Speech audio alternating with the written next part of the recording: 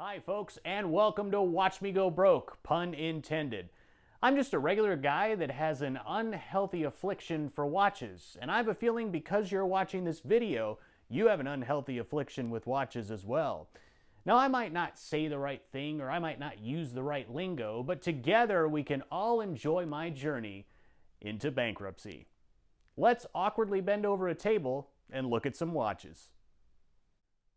Okay, so there you have it, the three perpetrators I've brought in today. The Seiko 5 line for you to take a look at. The SRPD 67, the SRPD 95, and the SRPD 79. Let's do a little bit of a wristwatch check. I am wearing my 62 Mas Homage from San Martin. I love this watch. It is great. That'll be a review coming soon. So this is the SRPD 67. It's got a white, yellowish dial. I call it sunburnt. And the reason I say that is because around the edges of the dial, it sort of looks burnt. And honestly, I gotta tell you, of the three watches today, this one is pretty cool. I like that, which is why I call it sunburnt. So let's go over the specs. It's 42.5 millimeters in diameter, 13.4 millimeters thick. It's got a lug-to-lug of 46 millimeters, so it's pretty much the SKX. In fact, it really is the same dimensions. Now, in the store, it comes on a Milanese mesh bracelet, which I've taken off and put on a Strapcode Oyster bracelet. Now, Strapcode wants you to buy the curved spring bars to fit the lugs, and I didn't do that. I just took 22 millimeter spring bars, I bent them, they fit into place, and it's very secure. I might get the Strapcode curved spring bars at a later date, but right now, I'm kind of happy with this the way it is. 120 click, unidirectional bezel with the same action as the SKX. Lines up pretty good with the chapter ring, but unfortunately, again, Seiko has failed to align the chapter ring. I just don't understand that. For a company as big as Seiko, that puts out extremely high quality watches, I just don't understand why the chapter rings don't line up. This also has a hard-lex crystal, and again, Seiko, watches of half the price have a sapphire crystal. This is hard-lex. I haven't had a problem with hard-lex, honestly. I haven't really had a hard-lex watch too long, so I haven't really put a scratch in any of them. So I couldn't tell you if it was something that was bad or good at this point. The crown does not screw down like on the SKX, and it's kind of a double-edged sword. I really like the ability to wind this watch without having to unscrew the crown. I really do. I have a lot of watches and I wear them on a regular basis, so this one in rotation may not get worn for a week, so you're gonna have to wind it.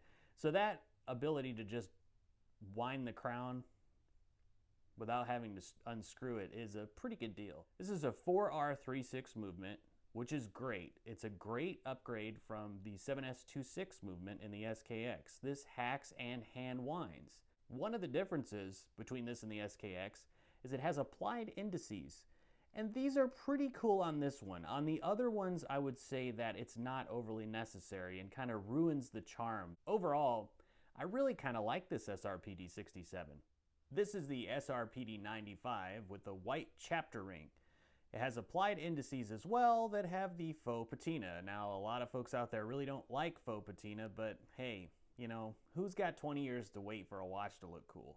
I kind of like faux patina. I've seen it maybe done better on watches, and heck, Omega's doing it on all of their watches now. But this one differs by the white chapter ring around the dial and the red tip on the seconds hand, which is really neat and a nod to the other Seiko 5s in the Seiko 5 line. Now I have this on the Milanese or shark mesh, whatever you want to call it, bracelet that comes on the SRPD 67. It's a really good bracelet, but I think you're going to find the exact same quality for 20 bucks on Amazon, except for the stamped Seiko clasp. The new Seiko 5 line also features a display case back, which I could take it or leave it on display case backs. I think if the movement is going to be decorated, and this one kind of is with that new Seiko 5 logo, I could probably take it or leave it. Who's going to be pulling their watch off all day, every day to look at the case back? Okay, I do that all the time, and I'm sure you guys do too. We're constantly taking our watches off, examining every aspect of it, just admiring these watches. But display case back, take it or leave it, I think. And our final perp today is the SRPD 79. This is the blacked out version of the new Seiko 5, and this is their Street series. The other two I showed you were their Suits series. Now, this is probably the most popular watch in the new Seiko line, and frankly, when you see it online, it is really cool.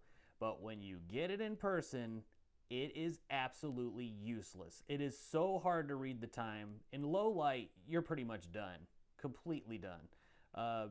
You really need to be outside in the full sun to be able to read this. And Seiko, quality control issue, look at that chapter ring down at the 6 o'clock marker, how far off that is.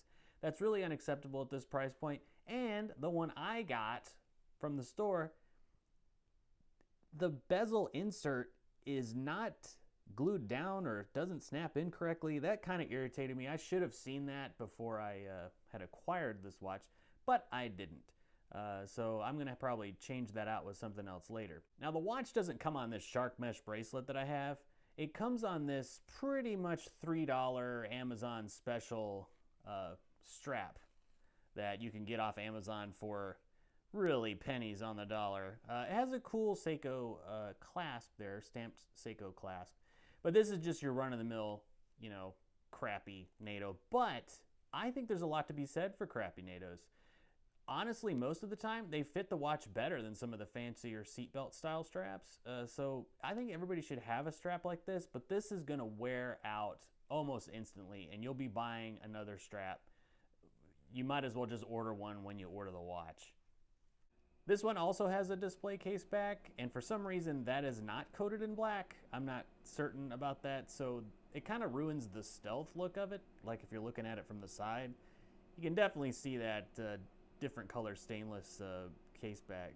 But all in all, I think the cool factor of it, it's there, but for practicality use, it's useless. Now, there is an SRPD 81 that's blacked out, but it's got blue. Everything is blue. The indices are blue. The lume on the hands is blue.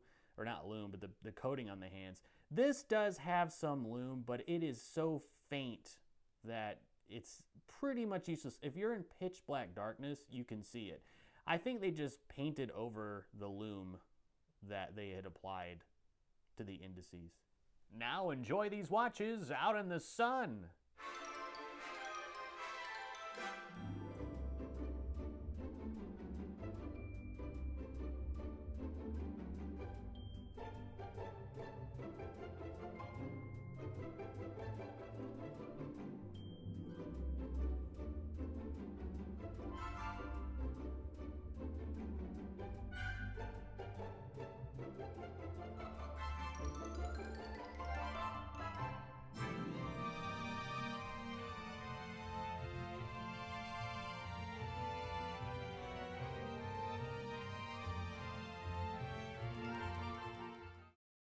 Well, there you go. Now, who's ready to boycott Seiko for discontinuing the SKX? Yeah! Probably not. But the SRPD 67 is definitely the pick of the litter today. Should you buy it? My honest opinion is probably not. There are better watches at a lower price point that offer 200 meters of water resistance, a sapphire crystal, and a screw-down crown. So save your money.